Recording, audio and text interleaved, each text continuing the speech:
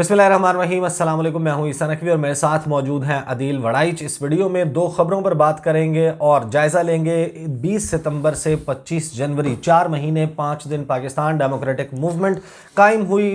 मुस्लिम लीग नून और Pakistan Peoples Party main political forces, साथ में मौलाना फजलुर रहमान और दीगर छोटी जमातें शामिल हैं। इन्होंने दावा किया था कि हुकूमत की बुनियादें लरस जाएंगी, इक़्तिदार के ऐवानों में जलजला आ जाएगा, इमरान खान को कुर्सी छोड़कर घर जाना होगा, हुकूमत की बिसात लपेट दी जाएगी। ऐसा फिल वक्त कुछ नहीं हुआ। दमादम मस्त कलंदर भी पोस्टपोन हो गया, आर या पार का इंतज़ार भी ख़त्म हो गया।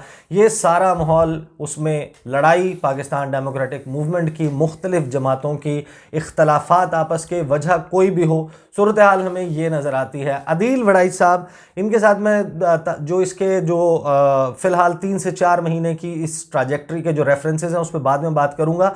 अदील वड़ाइच साहब, मुझे ये बताएं कि शेख रशीद अहमद वज़ीर दाखिला पिंडी बॉय, उन्होंने कहा है कि पाकिस्तान डेमोक्रेटिक मूवमेंट अगर वो रवैया रखे जो इलेक्शन कमीशन के सामने रखा था तो उनको वेलकम करेंगे, उनका ख्याल रखा जाएगा, उनके साथ ताउन किया जाएगा। साथ में उन्होंने ये कहा कि अगर कानून को हाथ में लेंगे तो फिर कानून आपको हाथ में लेगा। आप इलेक्शन कमीशन के सामने 19 जनवरी को मौजूद थे।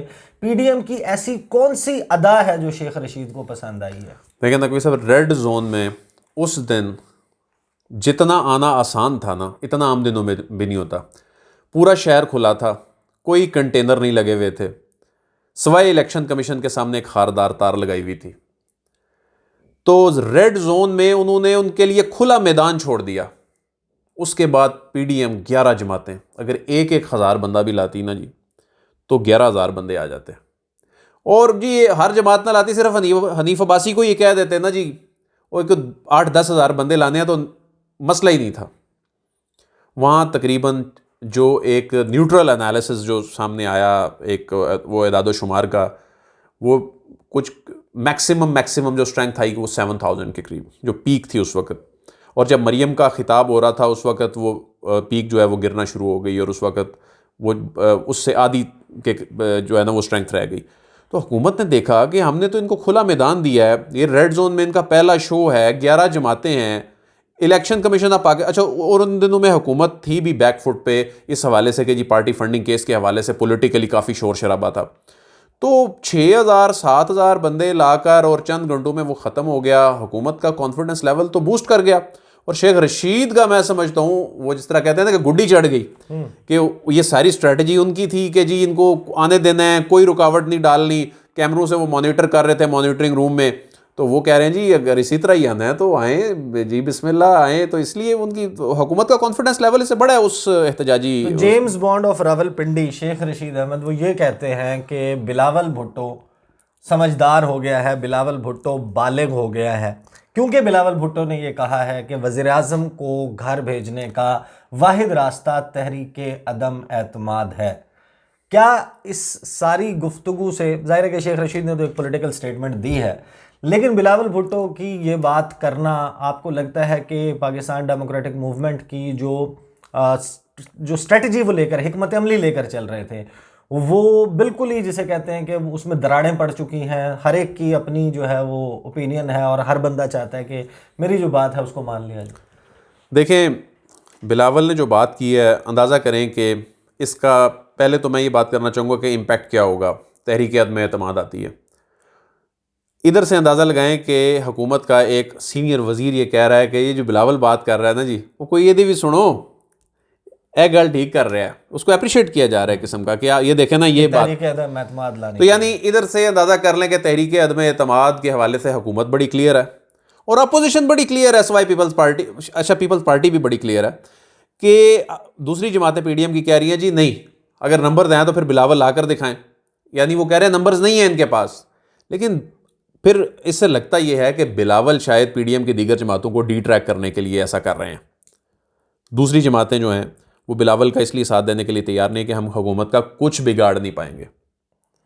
तो यही वो वजह है कि जो नंबर गेम तो वाकई पूरी नहीं है, लेकिन नंबर गेम जाहिर है कि अपोजिशन के पास पूरी नहीं है। मार्च में सेनेट इंतखाबात होने हैं। सेनेट इंतखाबात जो है उसमें आपको क्या लगता है जो दावा है वफाकी वज़ीर दाखिला का वो ये है कि उन्होंने कहा मेरी बात लिख लें और फिर जब ये हो जाए ना तो आगे तब मेरे से सवाल करना, पंजाब में पाकिस्तान तहरीक इंसाफ 1 सीट सेनेट की इजाफी लेगी, ये दावा किया है। देखिए जी, 53 सीटों से पंजाब में एक सेनेटर बनता है, 53 वोटों से, यानी 53 MPs वोट डालें। इसका मतलब है कि अगर ये बात कर रहे हैं तो पीटीआई ने कोई ऐसा वर्क कर रखा है, बज़ाहिर लगता है उनकी स्टेटमेंट से कि इन्होंने 50-55 के करीब MPs मैनेज नून लीग के शायद किए हुए हैं।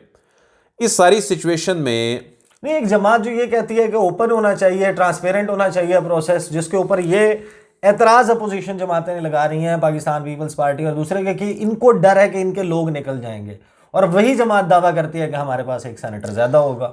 देखिए, एक जमात सियासी तौर पर अपना एक ऐलान लेकर गई, अपना मंशूर लेकर गई, ओपन बैलेट के ज़रिए होना चाहिए सेनेट इलेक्शन। सब मुखालफत में आ गए, नहीं जी नहीं, ये शायद को पीटीआई का अपना मुफाद है। पीटीआई जो है वो चली गई अदालत में। बहुत से लोगों ने मजाक उड़ाने से, ओ देखो जी ये कभी अदालत से रेफरेंस लेके जा रहे ने, इनका साथ फलां भी नहीं दे रहा, सब इसको अपोज कर रहे हैं, शायद इमरान खान कोई बड़े परेशान है इस हवाले से। इस हवाले से अगर गेन किसी ने करना है वो सिर्फ इमरान खान ने करना है।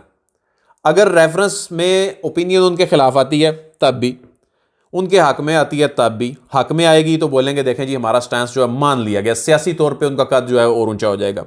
नहीं माना जाता तो पंजाब में जो सिचुएशन है नून लीग के अपने लोगों की, जो बुज़दार साहब के साथ राब्ते में है, जो तहरीक इंसाफ के साथ राब्ते में है, या वो अपना को गुस्सा कहीं निकालते हैं, तो ऐसी सूरत में इन्होंने हुकूमत पर जो इल्ज़ाम लगाना है मार्च में कि जी ये देखें इन्होंने हॉर्स ट्रेडिंग करवाई है, इन्होंने जी वोट ख़रीदने की कोशिश की है, इन्होंने लोग तोड़ दिए हमारे, तो ये किस मुंह से ये सियासी जमातें कहेंगी। तो इस मामले पे, जो सेनेट इलेक्शन के मामले पे इमरान खान ने पता फेंका है, गेन ही गेन है, वो पीटीआई के लिए है, ये लोगों को मार्च में समझ आ जाएगी। पीडीएम की साजे की हंडिया बार बार चौराहे में फूट रही है। 20 सितंबर, 16 अक्टूबर, 18 अक्टूबर, 25 अक्टूबर ऑनवर्ड जलसे गुजरांवाला, कराची, कोयटा ऑनवर्ड जलसे किए, सब कुछ किया। दमादम मस्त कलंदर होगा, आर्या पार होगा, लाहौर में ये हो जाएगा, लाड़काना में ये हो जाएगा, फिर लॉन्ग मार्च की सदाएं, हमारे साथ दोगे, 31 जनवरी की वज़ीर-ए-आज़म को डेडलाइन, फिर उससे पीछे हट जाना। अब 13 फरवरी को ऑनवर्ड मौलाना फजलुर रहमान फिर कोई वो देंगे। अब सेनेट इलेक्शन में पहले था कि इस्तीफ़े पहले दे दिए जाएंगे, अब के सेनेट इलेक्शन के बाद दिए जाएंगे। एग्जैक्टली मार्चों का मौसम आ रहा है। मार्च के महीने में औरत मार्च भी होना है, लॉन्ग मार्च भी लाइकली है। सेनेट इलेक्शन के फ़ौरन बाद कौन सा मार्च ज़्यादा सक्सेसफुल होगा, औरत मार्च या लॉन्ग मार्च? मेरे ख्याल में तो नकवी साहब औरत मार्च जो है ना, पीडीएम से कहीं ज्यादा सक्सेसफुल होता नजर आ रहा है। क्यों? खलीलुर रहमान कमर के तेवर जो देखें, वो एक नजरिए से तो बात कर रहे हैं, वो उनके नजरिए से आप इख्तलाफ करें, लेकिन वो जो बात कर रहे हैं, और वो देखिए अगर आज के दिन यहाँ बैठ के आप वो डिस्कस कर रहे हैं तो इसका मतलब है उसने कहीं ना कहीं पॉजिटिव या नेगेटिव जैसा भी इम्पैक्ट क्रिएट किया। इनको तो खुद अंदाजा ही नहीं है कि इनका अपना नजरिया क्या है। इमरान खान तो इन पे ये इल्ज़ाम लगाते हैं नहीं एनआरओ लेने के लिए कर रहे हैं, चले हम इस बहस में नहीं जाते, लेकिन ये तो अब देखें इन्होंने सिर्फ पिछले 1-1.5 महीने में कितने यू टर्न लिए हैं जी। ये मामला पहले जी हम ये कर देंगे जी, अक्टूबर में ये कर देंगे, नवंबर में ये कर देंगे, दिसंबर में ये कर देंगे। इन्होंने मार्च तक कम से कम हाइप क्रिएट करनी थी। दिसंबर में ये वो जैसा डॉक्टर शायद मुझसे सब कहते हैं ना, दबड़दूस हो गए खुद ही। ये दिसंबर में 31 दिसंबर से पहले जेयूआई फिर टूट जाती है। 31 दिसंबर से पहले पाकिस्तान मुस्लिम लीग नून के अंदर इस तरह की कोई चीज़ें जो हैं वो सामने आनी शुरू हो जाती हैं। 31 दिसंबर से पहले पीपल्स पार्टी जो है इनसे बेवफाई जो है वो सामने आनी शुरू हो जाती है। तो इनका अपना इम्पैक्ट तो तब हो ना ये नज़रियाती तौर पर एक प्लेटफॉर्म पर हों।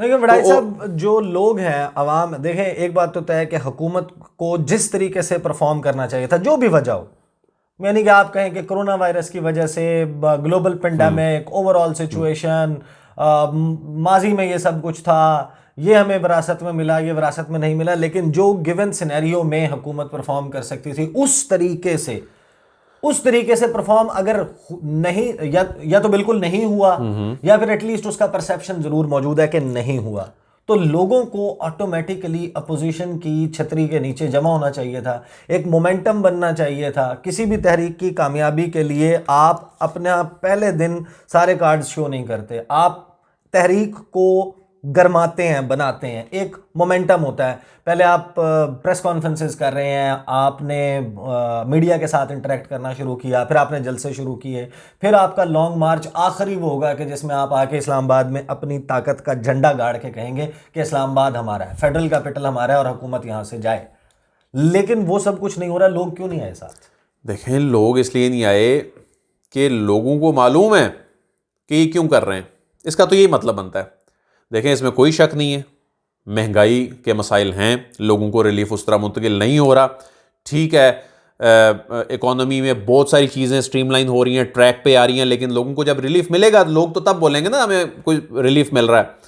लेकिन लोग इनके साथ क्यों नहीं निकले, ये हुकूमत से ज़्यादा इनके लिए बड़ा सवालिया निशान है कि लोग हुकूमत से अगर तंग भी हैं, तंग होने के बावजूद इनके साथ नहीं निकल रहे, ये इनके लिए बड़ा अलार्मिंग है। और मैं समझता हूं कोई अपोजिशन होती या इनकी जगह इमरान खान होते तो इस तरह लोगों को मोबिलाइज करना इस वक्त तो आसान था, करते, लोगों को निकालते। लाहौर में क्या हुआ, अपना 14 लाख वोटर है जो सिर्फ नून लीग को वोट पड़ता है, वही नहीं निकलता। टोटल 14 लाख वहां पर तो 14 लाख वोटर है, और टोटल जो है ना वो एनालिसिस जो आया सामने, फेयर एनालिसिस जो है, न्यूट्रल एनालिसिस आया कि वो 25,000 लोग थे और वो पूरे पाकिस्तान से आए हुए थे, और 14 लाख अपना वोटर लाहौर में मीनार पाकिस्तान में जलसा कर रहे हैं। तो फिर आप सूरत हाल आपके सामने है जी। इसमें तो कोई हमारा वो लिगी लपटी लगाने की वो ज़रूरत ही नहीं है, सब आपके सामने है। लोग तंग हैं, लोगों को आपको निकालना चाहिए था। आप ले आते वज़ीर आज़म के दफ्तर के सामने, लोगों को इकट्ठा कर लेते। आपने 6,000 लोग इकट्ठे किए। एक बात तय है, towards the end of the video मैं कहूँगा कि जो सियासी अदम इस्तेहकाम है वो हुकूमत की राह में इस वक्त सबसे बड़ी रुकावट है। ये अपोजिशन जमातें अपने किसी मकसद में कामयाब होती हैं या नहीं, लेकिन ये जो सब कुछ कर रही हैं उसका इम्पैक्ट पाकिस्तान स्टॉक एक्सचेंज पर भी है, उसका इम्पैक्ट जो है वो सरमायाकार पर भी है, उसका इम्पैक्ट जो है उसका वो बिजनेसमैन पे भी है, और ओवरऑल जो हुकूमत की कारकर्दगी है उसको ये मुतासर कर रहा है। हुकूमत अगर जिसने अपनी मुद्दत पूरी करनी है, फ़िलहाल कोई ऐसी वजह नज़र नहीं आती कि इसने हुकूमत ने अपना वक्त पूरा नहीं करना, लेकिन 2023 तक सूरत हाल इस तरह रहे तो हुकूमत ये तयशुदा बात है कि जो परफॉर्म करना चाहती है वो नहीं कर पाएगी।